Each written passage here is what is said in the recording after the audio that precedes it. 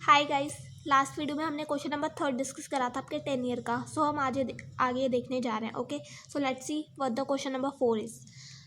आपको variable manufacturing cost given है कितना, ₹4 पर यूनिट। फिर क्या गिवन है, fix manufacturing cost 2 lakh per year, पूरे साल का गिवन है फिक्स मैन्युफैक्चरिंग कॉस्ट। ओके, फिर आगे क्या बोल रखा है, the normal capacity is set 2 lakh units. Normal capacity कितनी है, 2 lakh unit. Work in progress कोई भी नहीं है, ठीक है। जो लास्ट ईयर फर्म थी प्रोड्यूस करी थी 2 लाख यूनिट और सोल्ड करी थी 90% at a price 7 per unit.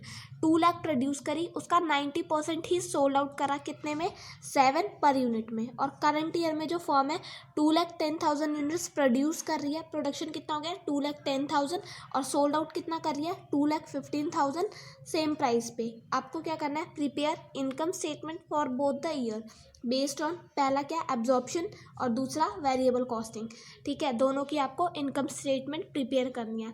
सबसे दोबारा देख लो क्वेश्चन में क्या गिवन है, वेरिएबल मैन्युफैक्चरिंग कॉस्ट गिवन है, फिक्स मैन्युफैक्चरिंग कॉस्ट गिवन है, और फिर क्या बोल रखा है आपको कि जो फर्म है 2 लाख प्रोड्यूस कर रही है और उसका 90% सोल्ड आउट कर रही है।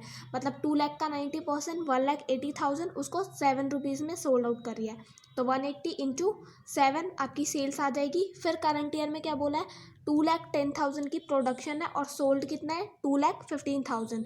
तो 2,15,000 सेम प्राइस पे, तो सेल्स कितनी 2,15,000 इंटू 7, ठीक है। फिर आपको इनकम स्टेटमेंट प्रिपेयर करनी है। अब देखो कैसे करना है, देखो इनकम स्टेटमेंट, एब्जॉर्प्शन कॉस्टिंग, वही पर्टिकुलर्स, दोनों ईयर का अमाउंट। ओके, सबसे पहले आपकी क्या आएगी, सेल्स आएगी। सेल्स कैसे आएगा, मैंने आपको बताया 2 लाख, फर्स्ट ईयर में क्या था 2 लाख यूनिट प्रोड्यूस करे, उसका 90%, तो वही 1,80,000 और सेलिंग प्राइस कितना है 7।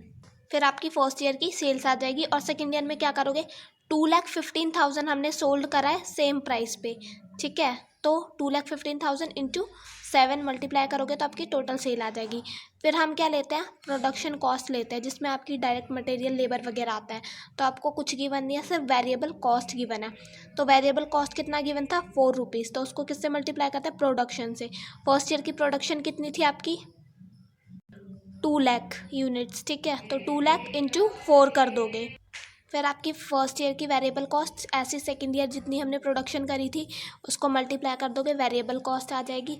फिक्स कॉस्ट आपको क्वेश्चन में गिवन है दोनों ईयर की 2 लाख 2 लाख, इन सबको प्लस करके आपका क्या आता है, कॉस्ट ऑफ प्रोडक्शन या फैक्ट्री कॉस्ट, ठीक है। प्लस कर लोगे आ जाएगा। फिर हम क्या करते हैं, ऐड करते हैं ओपनिंग स्टॉक, लेस करते हैं क्लोजिंग स्टॉक।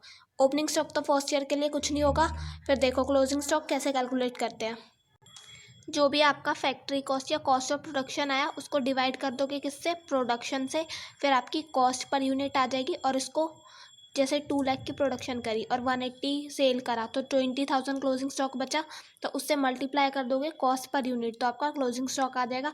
सेम ऐसी सेकेंड ईयर का, ठीक है। फिर टोटल ऐड ऑन करने पे क्या आ गया, कॉस्ट ऑफ गुड सोल्ड, ठीक है। इसमें अंडर और ओवर एब्जॉर्प्शन तो है नहीं, तो सिंपल आपका क्या आ जाएगा। फिर नेट प्रॉफिट कैसे आ जाता है, सेल्स माइनस वेरिएबल कॉस्ट, है ना।